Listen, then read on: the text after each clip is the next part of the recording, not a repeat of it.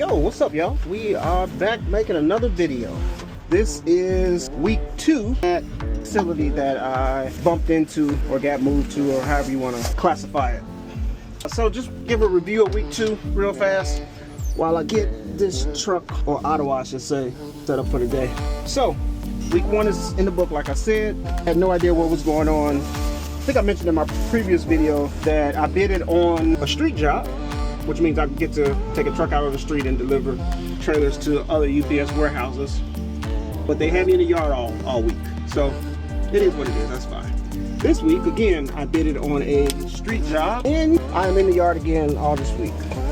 So it seems, at least that's what I was just told. So it is what it is. I got a job, so that's what we should be happy about. The overall experience last week, it was more good than bad, to be honest with you. It's not that bad. Shifting is not it's not what I prefer to do, I should say. But it wasn't that bad at all. At least with me, as long as I'm in a good Ottawa. They have these CNG Ottawas, and they have Tycos. We had Tycos at my old facility, and then they have the older Ottawas, which are called capacity, so I learned. And I don't like capacities. So the one bad day I had was the day that I had capacity. But outside of that, it was good. I have no complaints for the most part.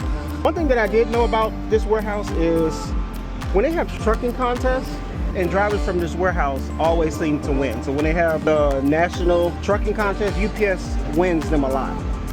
And last week, I learned why. So been doing this over, what, 7 months now? And I had gotten pretty confident in my back end. I was fine going from my old warehouse and then delivering to all the warehouses that they would have us delivered to. I was pretty confident in my back end. I got here last week and there are so many 90-degree backs here. There's so many of them, at least compared to my old warehouse. Them old warehouses was more 45 or straight backs. There are a lot more 90-degree backs. So I feel like last week alone, my back end drastically improved. There's one back that I could not get. So it was busy time here at the warehouse. And I want to say it was around bay 2 or 5. It is so tight. You literally have to 90 degree, if you can go further than 90 degree, and you cannot make a mistake at all. So I tried to get over here too. I tried to get into there, but it was busy time. So I took about 5 minutes trying to get in, and then I said, let me just go around the warehouse and come back around. Let me let traffic go through, because it's really difficult. Tried it a second time, still could not get in. Went around the warehouse again because I was back in the traffic.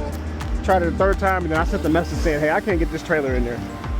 So they end up sending me a different bay to put the trailer in. And then when I come back around, they had somebody put a pup in there. I was like, all right, which pup was the real small trailers. I had a 53 foot that I was trying to get in. So that was pretty frustrating. But that was definitely one of the hardest backs I've ever had to do. Oh, and I was in the capacity Ottawa as well too. But I've done so many 90-degree backs and so many different type of backs that I didn't think I would be able to do, but I did them for the most part without a problem. But I definitely feel like my back end is so much better now. So, like I said, last week was pretty cool. I do have some footage of last week. All right, this chair just lost all its air. But it was fun, it was cool. My back end is improved, and I'm sure it's gonna improve more this week as well too with being in the yard.